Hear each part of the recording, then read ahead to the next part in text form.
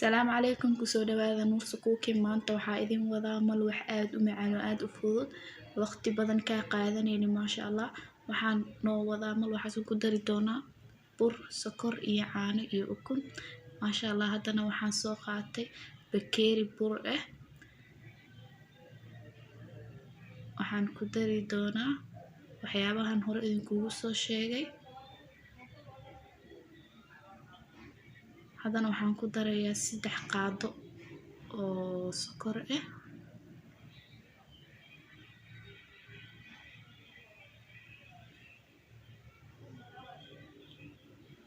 waxaan kaloo ku daray xabad ukun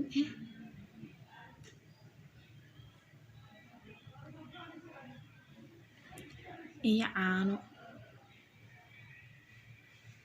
ma sha Allah waxaa la rabaa inaad si fiican u qastid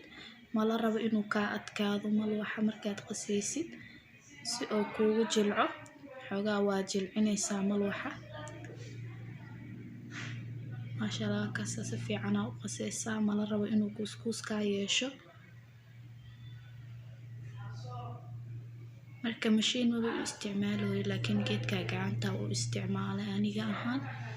laakiin adiga waxa rabtid oo ku samaysan kartaa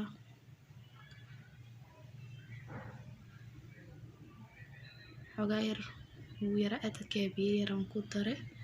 si uu u jilco malwaxa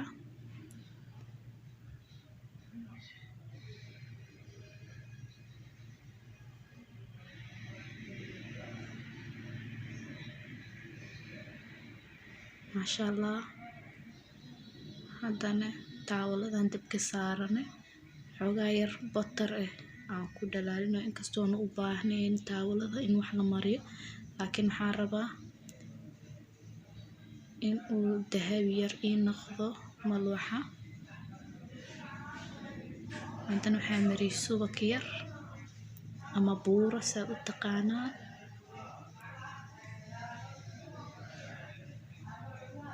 sidaasan ugu shubay hadana waa kaasa sidaas uu ku soo baxay kora butter yar ka marinayaa intii aanan gidinin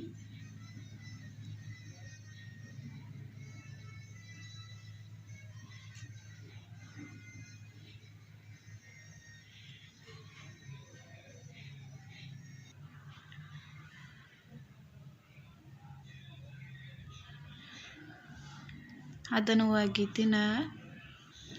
si aan u ogaado inuu hoos si fiican ugu gaduutay in kala hadda waa kaasa si fiican u gaduudanin laakiin waan ku soo celinaa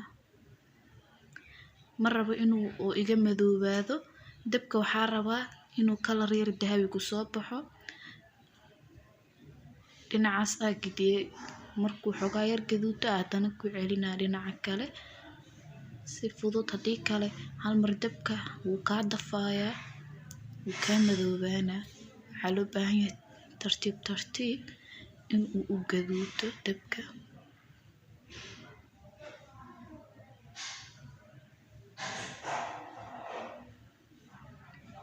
aragta dhinaca sidaas u gaduutay mana iga guban mana iga madoobaanin sidaas loo baahan yahay inaad ugu celcelisid